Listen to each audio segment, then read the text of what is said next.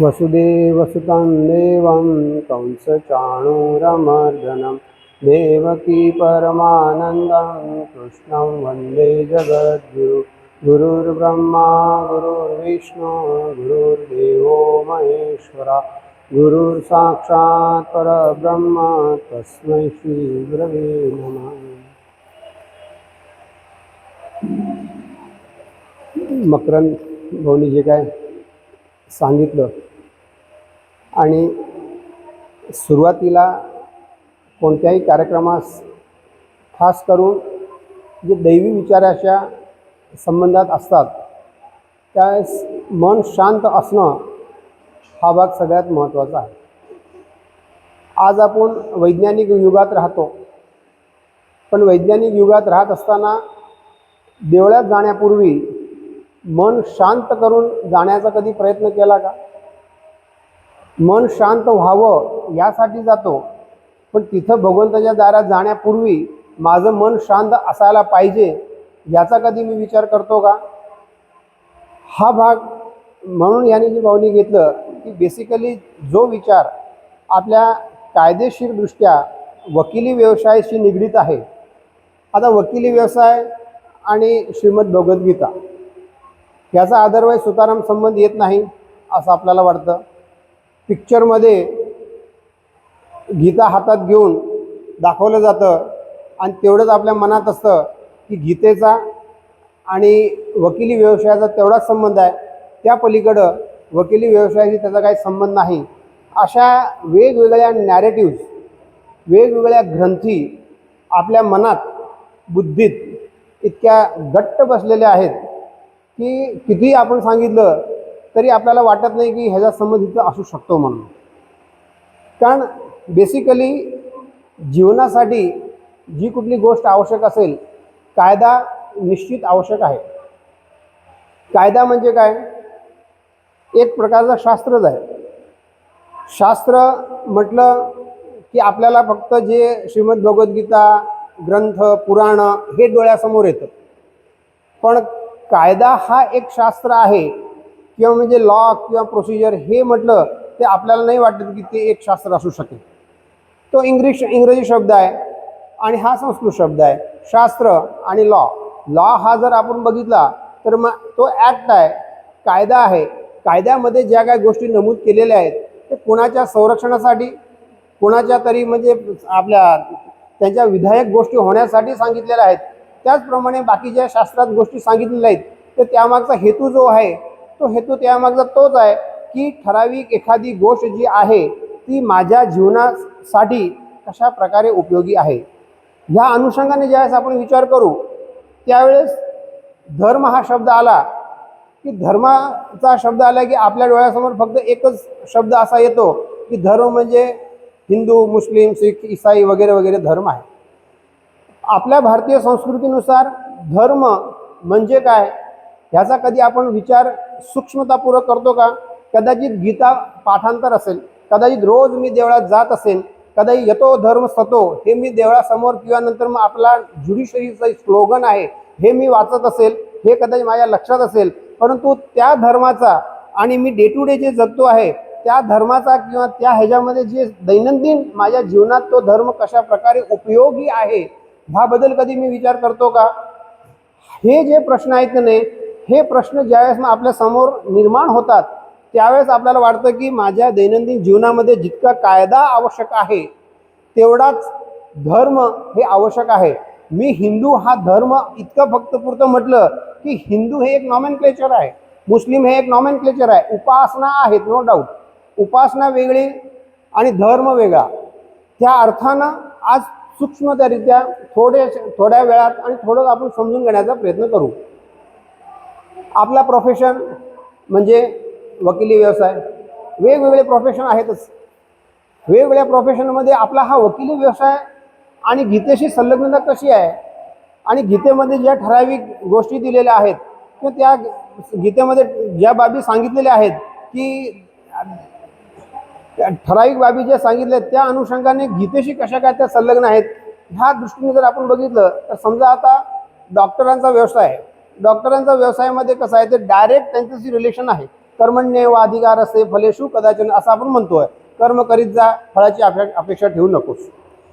असं हे आपल्या कानात येतं, ऐकतो. कुठंतरी आपण देवळात गेलो, घरामध्ये एकदम छानपैकी ते सुशोभन करून ते लावलेलं असतं. परंतु आपल्या प्रोफेशनशी ह्याचा जर संबंध असेल तर वेगवेगळे जर प्रोफेशन 2-3 पाहिले तर डॉक्टर समजा कुठल्याही एखाद्या रुग्णावरती औषध देत असेल, शस्त्रक्रिया करत असेल तर डायरेक्ट त्यांच्याशी संबंध येत असतो. ते कशाप्रकारे कोणतं औषध दिल्याने तो निर्णय घेऊ शकतो आणि त्याला बरा करू शकतो. एखादा इंजिनियर असेल तर इंजिनियरच्या हातात सगळ्या गोष्टी आहेत, कशा प्रकारे प्लॅन करायचं, प्लॅन करून त्याप्रमाणे व्यवस्थित करून त्याला ज्या अपेक्षा आहे मालकाला त्याप्रमाणे त्याला रिझल्ट द्यायचं, म्हणजे फळ त्याला मिळू देऊ शकतो. इंटेरियर डेकोरेटर असेल, आर्किटेक्ट असेल, त्या सगळ्यांना त्याप्रमाणे ते करू शकतात. असे वेगवेगळे प्रोफेशनमध्ये सगळ्या गोष्टी आहेत. पण वकीलच असं एक प्रोफेशन आहे की त्यामध्ये आपण सगळ्या गोष्टी करतो.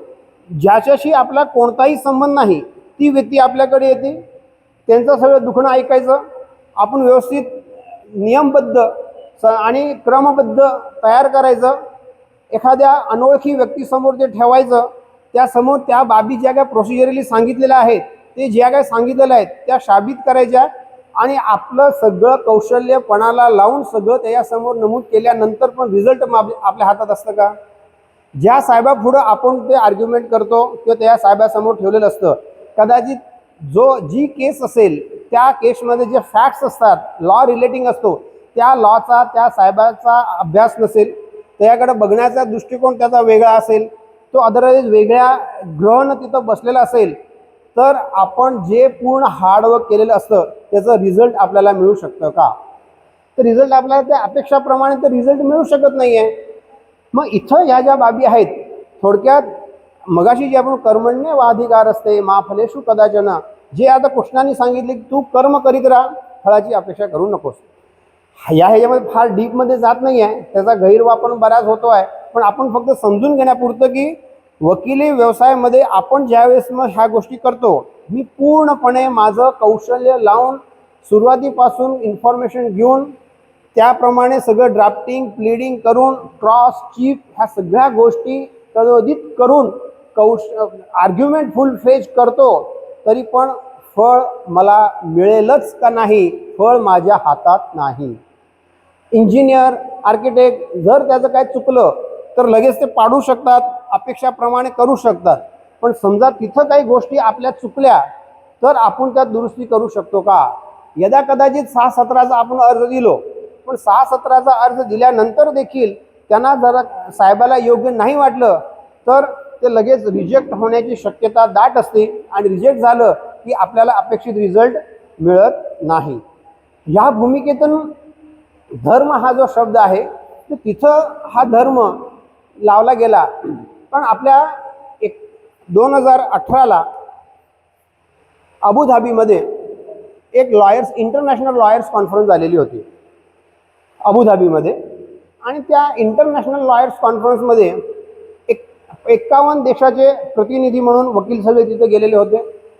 तिथं मुख्य वक्ता कोण होते तर ज्यावेळेस आपल्या लॉला रिलेटिंग कुठलीही कॉन्फरन्स किंवा बाबी असतात त्यास मग कातर हायकोर्ट जजेस, डिस्ट्रिक्ट जजेस, सुप्रीम कोर्ट जजेस किंवा नंतर मग ज्युडिशरी रिलेटिंग कोणीतरी व्यक्ती चीफ गेस्ट म्हणून असते. पण तिथं जे मेन स्पीकर होते ते स्वामीनारायण संस्था जे आहे अक्षरधाम त्यातले BAPS त्या ह्याच्यातले त्यातले एक स्वामी होते. आणि त्यातले स्वामी त्यांनी आणि ते कुठं अबुधाबी अरेबियन कंट्रीजमध्ये एखाद्या हिंदू व्यक्तीला ते पूर्णपणे जगातील जे वकील लोक आलेले होते त्या वकिलांना संबोधण्यासाठी त्यांना बोलवलेलं होतं. त्यांनी 2-4 गोष्टी फार छान सांगितल्या जे आपल्याशी रिलेटिंग आहे. त्या म्हणजे कोणत्या? मोरालिटी आणि पीस बियॉन्ड द लॉ. आज आपण नैतिकता आणण्याचा प्रयत्न करतो. सगळ्यांना वाटतं नैतिक व्हायला पाहिजे. आपल्याकडं नैतिकता आणण्यासाठी कोर्टापासून शेवटच्या गल्लीपर्यंत जे NGO असतात ते सगळेजण प्रयत्न करतात का नाही? सगळेजण प्रयत्न करतात की आपण प्रत्येक व्यक्ती प्रामाणिक व्हायला पाहिजे, एकनिष्ठ व्हायला पाहिजे, चांगली व्हायला पाहिजे. पण होती का? त्यात सर्वसामान्य आपले गणपती संस्थांमधले जे काय गणपती जे मंडळ असतात, गणपती मंडळ म्हणा, त्यातली पण लोक सामाजिक कार्य करत असतात. त्यापासून ते सुप्रीम कोर्ट हायकोर्टापर्यंतची सगळे त्याप्रमाणे कॉन्फरन्सेस घेतल्या जातात. तर सगळ्या ठिकाणी एकच प्रश्न असतो, मॉरॅलिटी, नैतिकता, संपूर्ण शांतता, शांती मिळायला पाहिजे, प्रामाणिकता वाढायला पाहिजे, एथिकली आपण राहायला पाहिजे. ह्या सगळ्या गोष्टीवरती भर दिला जातो मागच्या 75 वर्षापासून. ह्या सगळ्या गोष्टीवरती भर दिला जात असताना आज समाजामध्ये जे आपण रिझल्ट पाहतोय ते रिझल्ट काय सांगतं? खरोखरीच ज्या गोष्टी आपण सांगतो आहोत त्याचा परिणाम होतो का समाजामध्ये, आपल्या घरामध्ये किंवा बाकी अदर कुठेही? त्याचा परिणाम होत नाही. याचा अर्थ कुठंतरी पाणी मुरत आहे. का तर आपलं चुकतंय किंवा ज्यांनी काय लिहिलेलं आहे त्यांचं तरी चुकतंय. ह्या ज्या सगळ्या बाबी आहेत त्या दृष्टिकोनातून ज्यावेळेस आपण विचार करू की हिथं जर काहीतरी कुठेतरी चुकत असेल तर यतो धर्म ततो जय हा जो शब्द आहे आपल्या ज्युडिशरीचं स्लोगन आहे. पण ज्युडिशरीमध्ये आपल्या भारताच्या प्रत्येक संस्थांमध्ये, आपल्या घराघरामध्ये, आपल्या मनामनामध्ये, विचारात धर्म या शब्दाची व्यापकता, धर्म या शब्दाचा अर्थ, धर्म या शब्दाची गुणवत्ता आणि धर्म या शब्दाची संक्षिप्तता आहे का? फक्त धर्म म्हटल्यानं मी धार्मिक होऊ शकतो का? फक्त मी धर्म म्हटल्यानं किंवा नंतर फक्त टिळा लावला की फक्त कपडे बदलले की मी धार्मिक आहे अशी आपली कदाचित मानसिकता झाली असेल तर आपल्या संस्कृतीनुसार प्रत्यक्षात त्याला धार्मिक म्हणता येईल का? ही बाब जर आपण समजून घेतली नाही आणि अशीच जर म्हणजे गतानुगतिक जे चालत आलेलं आहे त्याचे परिणाम आज आपल्याला दिसून येत आहे. म्हणून त्या दृष्टिकोनातून 1996ला रिलिजन आणि धर्म ह्या शब्दामध्ये फरक आहे का नाही? आज आपण रिलिजन शब्दाचा पर्यायी शब्द म्हणून धर्म घेतो आहोत आणि आणि ह्या ज्या बाबी सूक्ष्मरित्या जर बघून घेतलं, आपण पाहिलं तर घटनेमध्ये धर्म हा शब्द फक्त स्लोगन आहे, येतो धर्म ततो जय ज्युडिशरीचं, पण संपूर्ण कॉन्स्टिट्यूशनमध्ये धर्म हा शब्द वापरलेला नाही आहे. धर्माला पर्यायी शब्द म्हणून रिलिजन वापरलेला आहे. पण रिलिजन हा धर्माचा पर्यायी शब्द असू शकतो का? हा भाग सगळ्यात महत्त्वाचा आहे. जर तो रिलिजन धर्माचा पर्यायी शब्द असू शकत नसेल पण आपण त्याला धर्म म्हणून जर घेत असेल तर त्याचे जे दुष्परिणाम आहे ते दुष्परिणाम आज आपण हिंदू लोक भोगत आहोत. कारण त्यामध्ये जे आहे त्यात रिलिजन म्हणून हा जो शब्द वापरलेला आहे तो तिथून काढलेला आहे. कुठून? तर ते पाश्चिमात्य लोकांच्या दृष्टिकोनातून रिलिजन आहे. रिलिजन म्हणजे वन ऑफ द सेक्ट आहे, त्यामध्ये ते धर्मांतर नाही आहे. आज त्या हंसारिया साहेबांचं जजमेंट आहे, त्या जजमेंटमध्ये ज्या बाबी सांगितलेल्या आहेत की जगामध्ये धर्म या शब्दाच्या नावानं सत्य, अहिंसा, प्रेम, क्षमा, हिंसा आणि आपसात समजूत म्हणजे म्युच्युअल रिलेशन्स ह्या दृष्टिकोनातून हे 6 शब्द आहे. संपूर्ण जगाला धर्म, संपूर्ण जग या प्रत्येक शब्दाला वेगवेगळे लोक, वेगवेगळे ठराविक सेक्ट किंवा हे स्वीकारतात. परंतु त्यांनी आपल्या भारतीय संस्कृतीमध्ये वेगवेगळ्या विचारधारेचे वेगवेगळे जे आपले मोठे आचार्य सगळे त्यांचे विचार घेऊन त्यांनी सांगितलं धर्म म्हणजे काय आहे. जिथं धर्मात संकुचितता नाही, नो रूम फॉर नॅरोनेस, कट्टरता नाही म्हणजे डॉगमा नाही आहे, त्यानंतर मग आंधळा विश्वास नाही, ब्लाइंडनेस नाही, त्यानंतर संप्रदायवाद नाही, सेक्टेरियनिझम. ह्या ज्या गोष्टी ज्या विचारात नाही तो धर्म. मग आपण करायला पाहिजे की मी संकुचित आहे. जर मी स्वतःला धार्मिक समजत असेल तर माझ्यात कुठेतरी संकुचितता तर नाही आहे ना. मी हा ह्याच्यातला आहे, मी त्यात ह्याच्यातला आहे, मी ह्यातला आहे, मी त्यातला आहे. जर हा भाग आला तर ॲटोमॅटिकली वृत्ती संकुचित झाली. ठराविक आहेत, मी कट्टरता, मी ह्याच्याशिवाय दुसऱ्या कोणाला मानणारच नाही, हे जे आहे हेच आहे, हे जर तुम्ही मानत नसाल तर दुसऱ्या कुठल्याही गोष्टी मी स्वीकारत नाही, ही कट्टरता आली. आंधळा विश्वास नाही. जो कोणी कसंही सांगत असेल सगळ्या ठिकाणी प्रत्येक देव पूजायचेच, कोणावरती विश्वास नाही, पण प्रत्येक देवळात जाऊन यायचं का? कुठला तरी देव माझ्यावरती रागवला तर त्यामुळे सगळ्यांवरती आपण विश्वास ठेवायचा, म्हणजे आंधळा विश्वास नाही. त्यानंतर मग संप्रदायवाद. प्रत्येक ठिकाणी वेगवेगळे जे संप्रदाय आहेत, आज कितीतरी संप्रदाय निर्माण झालेले आहेत. ते प्रत्येक संप्रदाय जे झालेले आहेत ते संप्रदाय नेमके निर्माण का झाले, त्यांचे मूळ जे फाउंडर आहेत त्या मूळ फाउंडरांचा दोष नाही. मूळ फाउंडरने अतिशय सुंदररित्या व्यवस्थित सगळ्या गोष्टी त्यांनी इम्प्लिमेंट केलेल्या होत्या आणि त्या ठराविक एखाद्या तत्वासाठी त्या गोष्टी सांगितलेल्या आहेत. पण नंतर जे ठराविक त्याच्या मागे जर मग कचरा घुसत गेला आणि त्यामध्ये ते धर्मांधता, कट्टरता, संप्रदायवाद हे होत गेलं आणि त्यामुळे मूळ धर्म हा जो शब्द आहे, मूळ धर्म शब्द दूषित झाला आणि त्यामुळं धर्माकडे बघण्याचा दृष्टिकोन जो आहे तो आज आपल्या येणारी जी पिढी आहे, आता जी प्रेझेंट जनरेशन आहे, त्या प्रेझेंट जनरेशनचा पूर्णपणे दृष्टिकोन बदलून गेला. हे आपण बघतो का, कधी विचार करतो का की पूर्णपणे त्यांचा दृष्टिकोन का बदलला?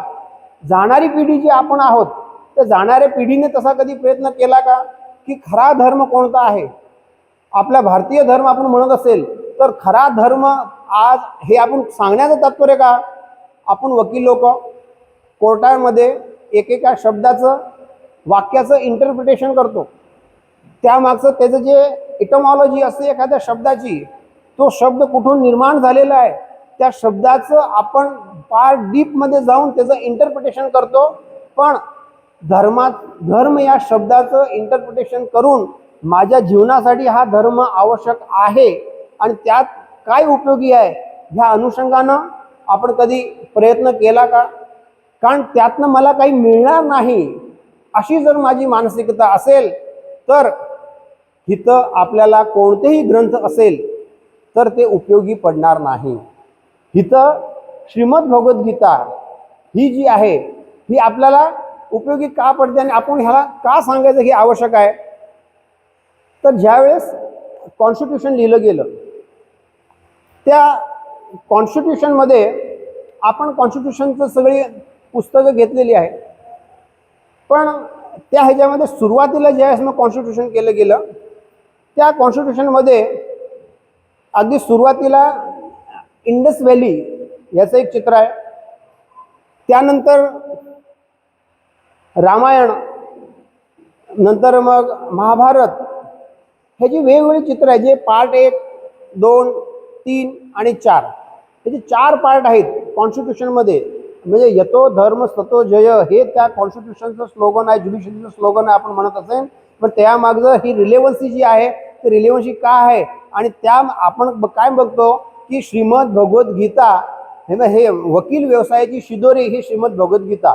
तर श्रीमद भगवद्गीता ही वकिली व्यवसायासाठी उपयुक्त आहेच, पण उपयुक्त असताना हे तिथं आपल्या कॉन्स्टिट्यूशनमध्ये किंवा अदरवाईज जे काय आपण डे टू डे जीवन जगतो त्यात कशा प्रकारे उपयोग आहे त्या दृष्टिकोनातून जर आपण बघितलं तर जे मुळात ही कॉन्स्टिट्यूशन तयार केली गेली,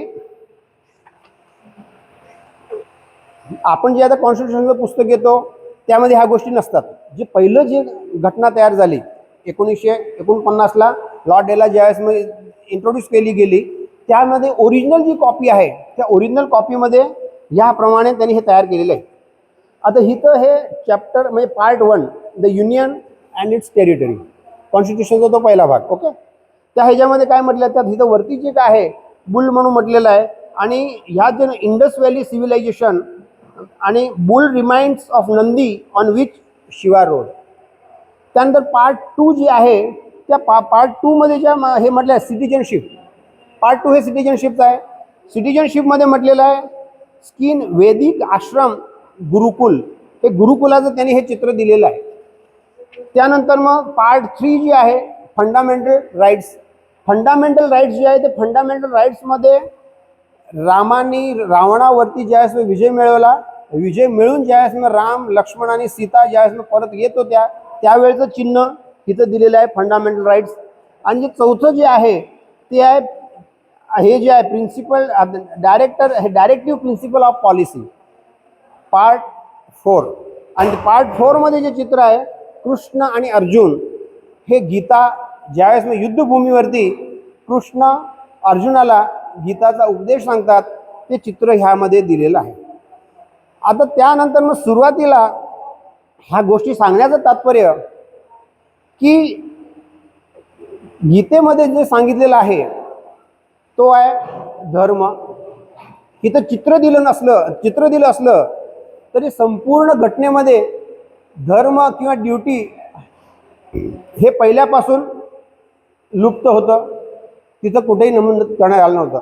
1977 साली सुप्रीम कोर्टापर्यंत एक केस गेली आणि त्यामध्ये सुप्रीम कोर्टाने डायरेक्शन्स दिले की या ह्याच्यामध्ये ड्युटीचा अभाव आहे.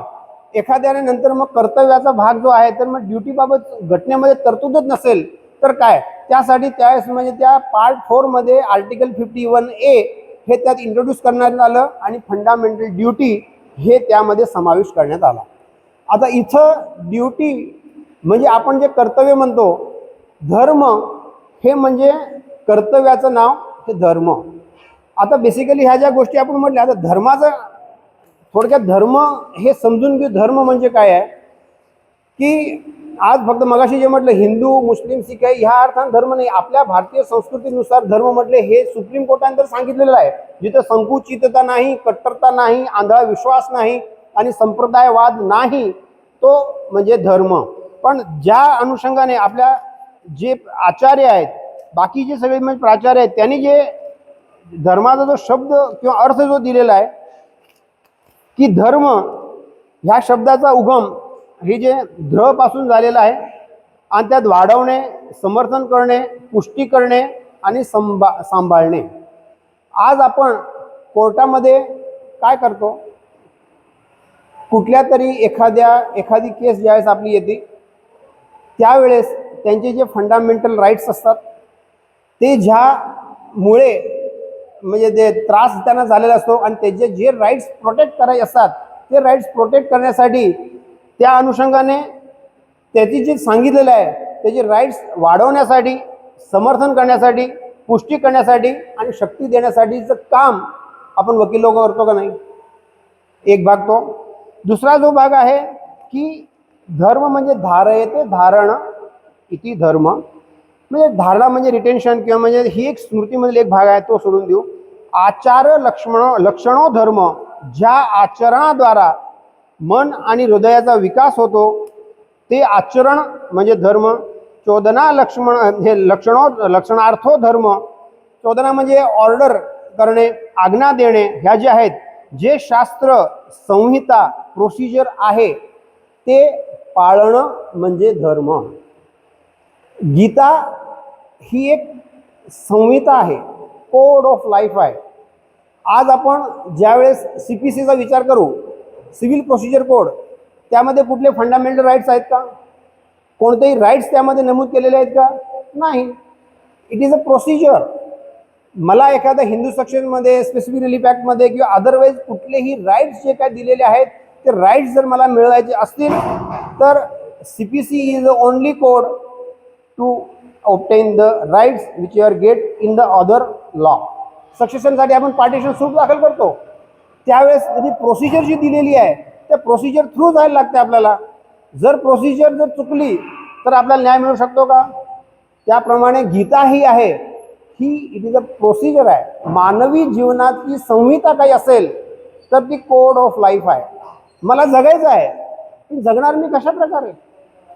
मला जगत असताना माझं वैयक्तिक लाईफ आहे, व्यावहारिक लाईफ आहे, व्यावसायिक लाईफ आहे, वैवाहिक लाईफ आहे, सामाजिक लाईफ आहे, सांस्कृतिक लाईफ आहे, राष्ट्रीय लाईफ आहे. हे सगळी वेगवेगळी जी जीवन आहेत ते वेगवेगळी जीवन मी कशा प्रकारे जगेन? फक्त मला पैसे मिळवणं हे एकमेव तेवढंच जग आहे का? एकमेव तेवढंच जीवन आहे का? आपल्या भारतीय संस्कृतीनुसार वेगवेगळी जे जीवन आहे ते वेगवेगळ्या जीवनामध्ये मी स्थिर कशा प्रकारे राहीन, त्या वेगवेगळ्या जीवनामध्ये मी जे काही गोष्टी आहेत त्या कशा प्रकारे सांभाळू शकेन, ह्या ज्या गोष्टीचा विचार आणि त्यामध्ये मी कशा प्रकारे सुव्यवस्थित पुढे निघेन, त्यासाठी हे श्रीमद भगवद्गीता आहे. म्हणून त्याचा पहिला शब्द जो आहे धर्मक्षेत्रे कुरुक्षेत्रे समवेता युत्सव, आणि तो पहिला शब्द आहे. आणि मम धर्म शेवटचा जो शब्द आहे धर्म पहिला शब्द आणि शेवटी मम जो म्हटलेला आहे की शेवटच्या 700व्या श्लोकमध्ये की नित्य हे मम, आणि त्या धर्म मम माझा धर्म, माझं कर्तव्य काय आहे हे त्या संपूर्ण गीतेमध्ये सांगितलेलं आहे. माझं कर्तव्य काय आहे हे ज्या गोष्टीवर आपण सांगू त्यास आपल्याला वाटतं की कर्तव्य कशासाठी करायचं, तर फक्त पैसे मिळवण्यासाठी.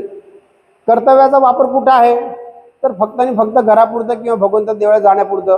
पण ह्या कर्तव्यात जर आपण कर्तव्य पाळलं नाही तर त्याचे दुष्परिणाम जे होतात ते दुष्परिणाम आज आपण भोगत आहोत.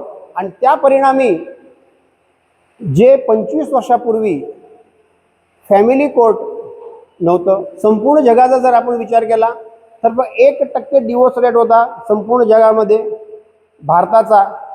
आज 1% कमी होता. आज 2000 सालापासून ते 2026 पर्यंत 26 वर्षामध्ये 350 टाइम्स तो डिवोर्स रेट वाढलेला आहे. बाकी सगळे वेगवेगळे जे प्रॉब्लेम्स आहेत कोर्टामध्ये, वेगवेगळ्या सगळ्या गोष्टी वाढलेल्या आहेत. त्याची कारणं काय आहेत? शासन, ज्युडिशरी हे त्यांच्यापर्यंत श्रेष्ठ प्रयत्न करत आहेत. नवीन नवीन कायदे निर्माण केले जात आहेत. डोमेस्टिक व्हायलन्ससाठी, डोमेस्टिक म्हणजे व्हायलन्सचा कायदा आणला गेला, प्रोटेक्टिव्ह कायदे आणले गेले, प्रोटेक्शनचे कायदे आणले गेले. पण मुळात माणसाच्या वृत्तीत फरक पडला का? माणसाची वृत्ती बदलली का? हक्कामुळे फक्त वृत्ती बदलते. आज कायद्यामध्ये फक्त आणि फक्त हक्काचा विचार केला जातो. हक्काशिवाय दुसरा कुठला सांगितलं जात नाही. आणि त्या हक्काच्या आधारे निर्माण केलेले कायदे जे आहेत त्यामुळं कर्तव्याचा विसर पडतो आहे. आणि नंतर आज पुन्हा 2005ला फिमेल राईट जे आहे म्हणजे डॉटरला इक्वल राईट्स आले. त्यामुळे जिथं भांडणं नव्हती तिथं पण भांडणं सुरू झाली. 60-70 वर्षाच्या ज्या आजी होत्या ते शांतपणे घरात बसलेल्या होत्या, त्याला सांगण्यात आलं की तुला हक्क मिळणार, म्हणून ते दरखास्त सुरू असताना ती स्वतःचा हक्क मागायला सुरुवात करते. हे आपल्याला अनुभव आहे की नाही? हे सगळे त्यामुळं कुटुंब विभागली का नाही, एकमेकाची मनं दुभंगली का नाही, त्यामुळे संपूर्ण सामाजिक, त्या कौटुंबिक आणि त्या एखाद्या कुळातील जी स्थिरता होती त्या स्थिरता म्हणजे विचलित झाली का नाही, ह्या अनुषंगाने आपण बघायचं आहे की आज कोर्टामध्ये आपण फक्त आणि फक्त हक्काचा विचार करतो आहे, ड्युटीचा विचार केला जात नाही. ड्युटी हे जे काय दिलेली असली तरी पण त्या ड्युटीला गाडी घेतली पण त्याला स्टेअरिंग आणि चाकं नसेल तर काय करणार? त्याचा प्रकार. ड्युटीज इंट्रोड्यूस केल्यात घटनेमध्ये, पण ते ऑपरेट कशा करायच्या, मागायचे कशात? ते जसं रीटसाठी आपल्या हक्कासाठी रीट आहे तर ड्युटीसाठी हीट चालू शकत नाही, असे काही काही सुप्रीम कोर्टाचे जजमेंट्स आहेत. मग ह्या अनुषंगाने ज्या बाबी आहेत त्या होऊ शकत नाहीत. आणि सगळ्यात मोठा जो दुसरा भाग आहे की आज आपण धर्मनिरपेक्ष म्हणतो आहोत, सेक्युलर हा शब्द आपल्या डोक्यात बसलेला आहे. पण सेक्युलर हा शब्दाचा अर्थ आपण बघितलो का? तर जे सूक्ष्मरित्या जर बघितला, सेक्युलर मीन्स की relating to the physical world only and not to spiritual world, not overtly or the spiritually religious, relating to the government rather than the church, not bound by the monastic vows or the rules. मग थोडक्यात material life जगण्यासाठी जी व्यक्ती जात असेल ती म्हणजे secular. आज आपण सेक्युलर म्हणून काय म्हणतो? धर्मनिरपेक्षतावाद म्हणतो. पण जे काही काही म्हणतात आम्ही निधर्मी आहोत, असं होऊ शकत नाही.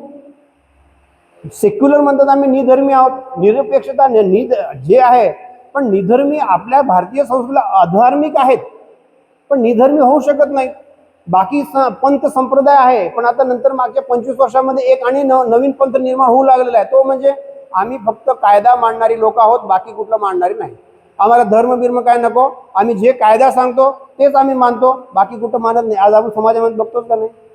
घरामध्ये पण ती चर्चा आहे का नाही? कायदा काय म्हणतो सांग. स्वयंपाकघरामध्ये बायकामध्ये चर्चा असते की नाही? नवऱ्या बायकोमध्ये चर्चा असते की नाही? कायदा, नवऱ्याचा कायदा काय म्हणतो आणि बायकोचा कायदा काय म्हणतो? कायदा स्वयंपाकगृहापर्यंत आला त्यावेळेस माणूस स्वतःची स्वतंत्र अस्मितेयुक्त जी काय विचार करण्याची प्रतिभा आहे तो हरवून बसतो. ते आज आपण येणाऱ्या पिढीत बघतोय. आज आपण म्हणतो येणारी पिढी काही विचारच करत नाही, व्यवस्थित त्याला अक्कल चालतच नाही. अरे पण त्यांना शिकवलं कुणी? कशा प्रकारे? जबाबदारी कोणाची? जाणाऱ्या पिढीची का त्यांची? त्यांना जसं आपण पेरलं, जसं त्यांना आपण ताटात पिरसलं त्यासारखं त्यांना ते शिकणार. पण त्याला आपली जबाबदारी काय आहे? तिथं कर्तव्य. तिथं कोर्टामध्ये पण आपण म्हणतो नवीन येणाऱ्या कोर्टाला काही कळतच नाहीये. शेवटी ती जी जनरेशन आहे ती जनरेशन ग्रोथ कशी झाली? आपल्यातूनच झालेली आहे ना. जर मुळात घरामध्ये मूळ जे कर्तव्याचा पाठ आहे तो जर पाठ शिकवला गेला नाही तर अशी पिढी निर्माण होणार, त्यामध्ये दुमत नाही आणि शंका नाही. कारण आज आपल्यासारखे सगळे म्हणतात की कशाला ऐकायला पाहिजे, जिथं धर्म, सनातन, स्वाध्याय हे शब्द आले की अंगावर काहीतरी काटा आल्यासारखं वाटतं लोकांना, आणि तिथं उपस्थिती नसते फारशी, कारण ते अनावश्यक वाटतं. ऐकून काय मिळणार आहे हा भाग त्याच्या मागं असतो. पण आपल्या भारतीय संस्कृतीने काय सांगितलं की धर्मामुळं मला काय होतं, श्रुत्वा धर्म विजानाती, म्हणजे श्रवणाने धर्म कळतो. धर्म म्हणजे कायदा. आज आपण बघतो लिगल ॲड कशासाठी ठेवतो, लोकांना गावभर जाऊन जाऊन सांगतो की हा कायदा आहे, हा कायदा आहे. मग त्या कशासाठी सांगायचा, आता तो हक्काचा कायदा आहे. मग धर्म जर आपण नाही ऐकलो, जे धर्म जे सांगणारे आहेत ते पण जर ठराविक गोष्टी पुरतीच सांगत असतील तर धर्म वाढणार कसा. धर्म श्रुत्वा धर्म विजानाती, म्हणजे मी ऐकल्याने मला धर्म कळतो. नेमका नियम काय आहे, मी डाव्या बाजून जायला पाहिजे हे धर्म आहे, पण मी डाव्या बाजून नाही गेलो तो धर्म मोडला. मी कोर्टात गेलो तर कोर्ट म्हणजे कायदा मला माफ करणार नाही. धर्म म्हणजे मी ऐकलो की त्याप्रमाणे धर्म कळतो. श्रुत्वा पापम परित्यजे, धर्म समजल्याने पाप कमी होतं. मी मगाशी जसं सांगितलं डाव्या बाजूने चालणं हे धर्म आहे, पण एखाद्याने मला येऊन धडकलं तर मी कोर्टात गेलो तर ते दोष माझा नाही आहे, समोरच्याचा आहे, आणि कारण त्यांनी कायदा तोडलेला आहे. धर्मो रक्षती रक्षिताहा, धर्माचं रक्षण केलं की धर्म माझं रक्षण करेल. त्याप्रमाणे मी कायद्याचं रक्षण केलं तर कायदा माझं रक्षण करेल. मी डाव्या बाजून जात असेल तर चूक माझी नाही, मी कोर्टात सांगितलं तर कोर्ट जे नियम आहे नियमाप्रमाणे मला निर्दोष मुक्तता करेल, समोरच्याला करणार नाही. धर्मो रक्षती रक्षित आहे, मग त्या धर्मांना नव्हे, हे कायदा म्हणजे धर्म असा आहे. श्रुत्वा निवर्तते मोह, मोहापासून दूर. मग हे गोष्ट आवश्यक अनावश्यक कळतं. आज आपल्याला आवश्यक कुठली अनावश्यक कुठली ते कळतच नाही आहे, त्यामुळे सगळ्या गोष्टीच्या मागे मागे आपण धावतो. आणि श्रुत्वा ज्ञानामृतम लभेत, त्यामुळे आपल्याला ज्ञान लाभतं. ज्ञान लाभलं की पैसे मिळवणं हाही धर्मामध्ये येऊन जातं, पण पैसे खर्च कसं करणं हा भाग सगळ्यात महत्त्वाचा आहे. आज आपण मुलांना शाळेमध्ये पाठवतो, तिथं मस्त शिकवलं जातं ह्याप्रमाणे कमवा, पण कमवल्यानंतर त्या पैशाचा विनियोग कसा करायचा ही आपली संस्कृती सांगते श्री सूक्तमध्ये. बाकी पाश्चिमात्य संस्कृती सांगत नाही, त्यांनी फक्त म्हणतात पैसे कमवा, पण पैसे कमवायचे कसे हे जर आपण त्यांना शिकवलो नाही तर हे जर बाकी आधी जे व्यसनं वाढलेली आहेत त्याचा तर दुष्परिणाम आहे.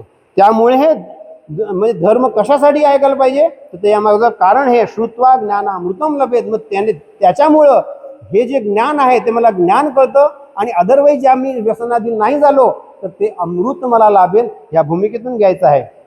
कारण ह्या ज्या आहे शेवटी, आणि तर दुसरा जो आहे आता मगाशी आपण जे म्हटलेलं आहे लक्षणो धर्म वगैरे, आता शेवटचे फक्त धर्माचं घेऊ, नंतर मग बाकी ट्रान्सफर करूया.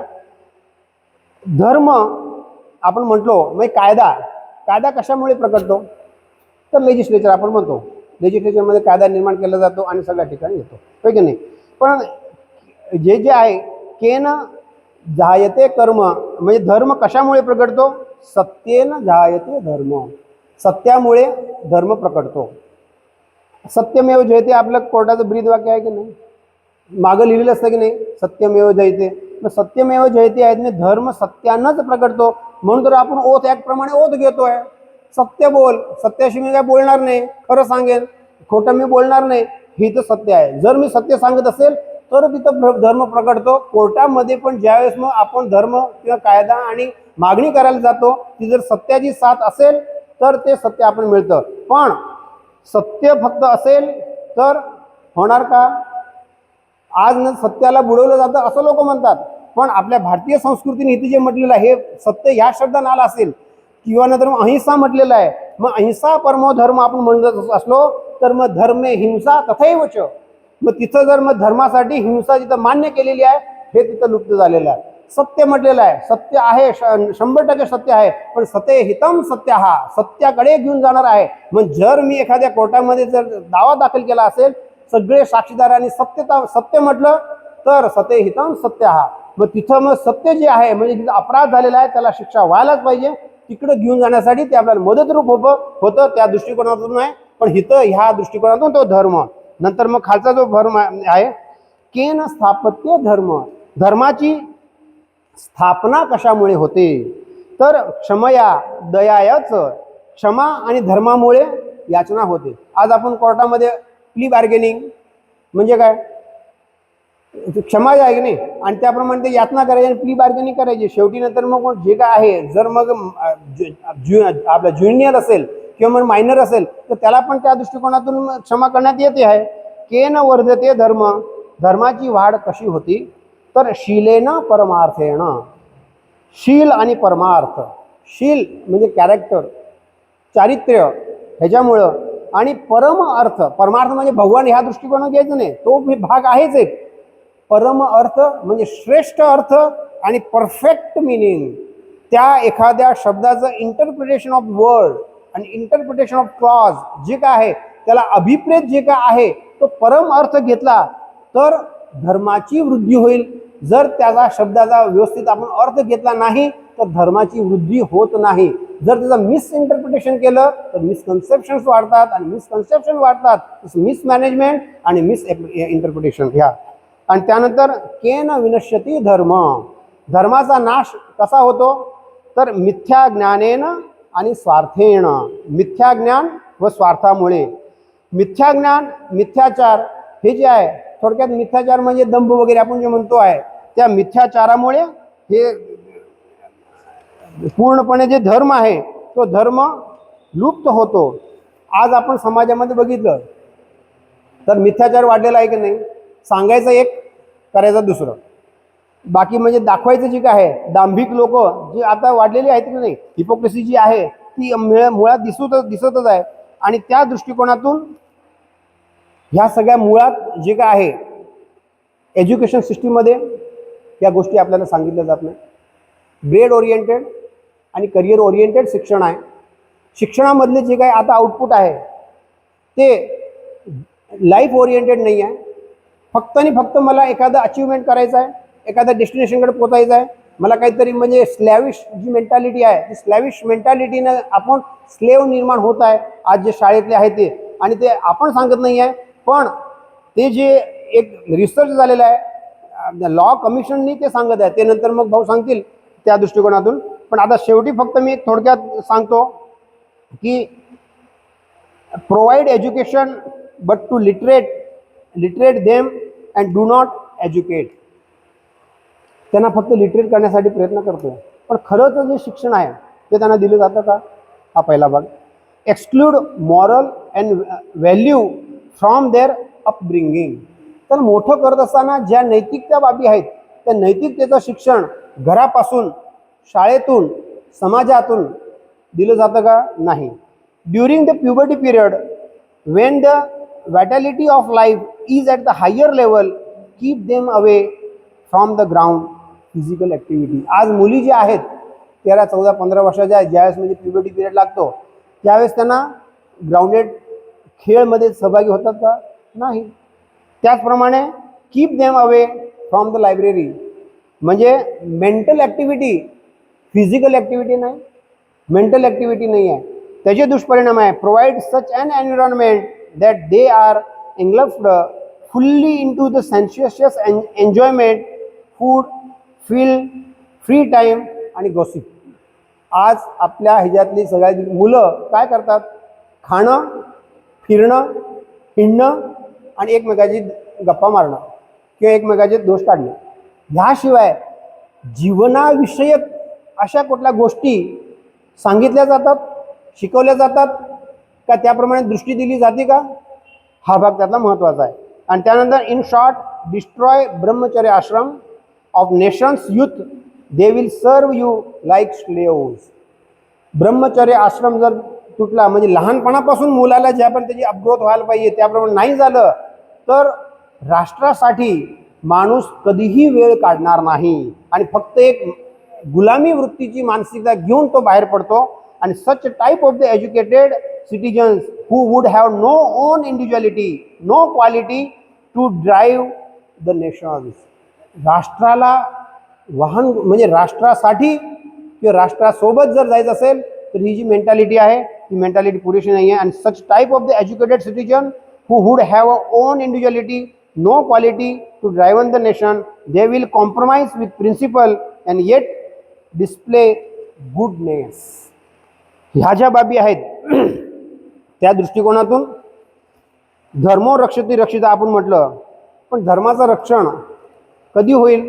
येणारी पिढी जी आहे त्या पिढीला आपण जर व्यवस्थित समजावून सांगितलं तर. आज फक्त मी थोडक्यात सांगतो आणि कन्क्लूड करतो माझं, की 20 वर्षापूर्वी मला चांगलं आठवते, आपण ADRला अजून पण जातो. आपण ADR म्हणजे प्रत्येक कायद्याचं वेगवेगळ्या ठिकाणी म्हणजे सभा घेतो आणि जातो. त्यावेळेस मग चाइल्ड ॲक्टबाबत नवीन कायदा आलेला होता, ज्युव्हेनाइल जस्टिस वगैरे. त्यावेळेस साधना शिंदे मॅडम होत्या. मला वाटतं 2005 ते 10च्या दरम्यानची गोष्ट आहे. सांगलीला सिटी हायस्कूलच्या कुठेतरी शाळेमध्ये आम्ही तिथे गेलेलो होतो. तिथं कायद्यामध्ये आता चाइल्ड ॲक्टमध्ये काय म्हटलेलं आहे, जर कोणी तुम्हाला त्रास दिला, आईबाने त्रास दिला तर मग पोलीस स्टेशनमध्ये कंप्लेंट कर, आहे की नाही. आता ह्या दृष्टिकोनातून लहान मुलांना आपण सांगायच्या त्या गोष्टी, जर लहान मुलांना ज्या गोष्टी सांगायला पाहिजे तिथं आपण जाऊन सांगायचं की तुला जर तुझी आई बा गुरु जर तुला त्रास देत असेल तर पोलीस स्टेशन आहे तुझ्यासाठी, तिथे जाऊन फिर्याद दर, तुझा हक्क आहे, तुला प्रोटेक्शन पाहिजे. ज्या काही गोष्टी अयोग्य अव्यावहारिक होतात ते त्याला आपण नाकारत नाही, पण त्या एका गोष्टीसाठी असं विरोधी शिक्षण लहानपणापासून मुलाला हक्काच्या नावाखाली दिलं आणि कर्तृत्व पूर्णपणे नाश पाडलं. त्यामुळे ती जी मुलं त्यामुळे त्या शिक्षणाने त्या हक्काच्या आधाराने जी मोठी झाली, 20 वर्ष झाली, 20 वर्षानंतर आता जी एकदम ग्रोथ जी आली 25-30 वर्षात आलेली आहे, त्यांना फक्त हक्कच दिसतो आहे, कर्तव्याची जाणीव नाही. आणि आज आपण म्हणतो आहोत की कर्तव्य पोरांना कळतच नाही आहे. कसं कळणार? आपण त्यांना शिक्षण दिलं का? सगळ्या ठिकाणी फक्त हक्कासाठी आपण सांगतोय. म्हणून वकिली व्यवसायामध्ये आपण हक्कासाठी जागोजागी गावोगावी जातो, पण धर्म जागृतीसाठी कर्तव्य जागृतीसाठी जातो का? ते आपण विचार करायला पाहिजे. ते आपण वकिलीचं ते कर्तव्य नाही, not a duty of advocates. तिथं म्हणजे ते ड्युटी जी म्हटलेल्या आहेत किंवा फंडामेंटल ड्युटी खाली ज्या गोष्टी येत नाहीत. आता आपण वेळेअभावी त्या ज्या दुसऱ्या जे आहेत ते आता आपण घेत नाही आहे, स्किप करतो, दुसऱ्याच्या वेळेस करतो. की बेसिकली जे फंडामेंटल जे ड्युटी दिलेल्या आहेत ते फंडामेंटल ड्युटी आणि श्रीमद भगवद्गीतेमधला किती अति सूक्ष्मतेचा आणि सखोल संबंध आहे. पण कसं आहे ते आता वेळेअभावी आपण हे स्किप करू, पुन्हा कधीतरी निवांतपणे घेऊया. सांगण्याचं माझं तात्पर्य फक्त इतकंच आहे की श्रीमद भगवद्गीता आणि ॲडव्होकेसी ह्या ज्या बाबी आहेत ते एकमेकाशी गुंफण जी आहे ती पती पत्नी, गुरु भक्त किंवा मग गुरु आणि स्वामी, भक्त आणि भगवान किंवा सख्खे भावंड असतात, त्याची तशी ती गुंफण आहे. ती गुंफण जर आपण तोडली तर जे दुष्परिणाम येणार आहे ते आज आपण भोगतो आहे, पण येणाऱ्या पिढीला पुन्हा आता भोगायला लागू नये म्हणून त्या दृष्टिकोनातून जीवनासाठी माझं प्रोफेशन आहे काय, प्रोफेशनसाठी माझं जीवन आहे, हा भाग सगळ्यात महत्त्वाचा आहे. वकिली व्यवसायासाठी मी संपूर्ण जीवन खर्च करेन का माझ्या जीवनासाठी तो वकिली व्यवसायातनं मी भाग काढून माझं जीवन मी परिवर्तित करेन, ह्या दृष्टिकोनातून विचार करणं अपेक्षित आहे. आणि ते विचार करण्यासाठी तुम्ही सगळ्यांनी शांतपणे ऐकून घेतलं. धर्म ह्या शब्दाची व्याप्ती भरपूर आहे, किती आपण बोललो तर होणार नाही, पण तुम्ही शांतपणे ऐकून घेतलं त्याबद्दल आभार. थँक्यू.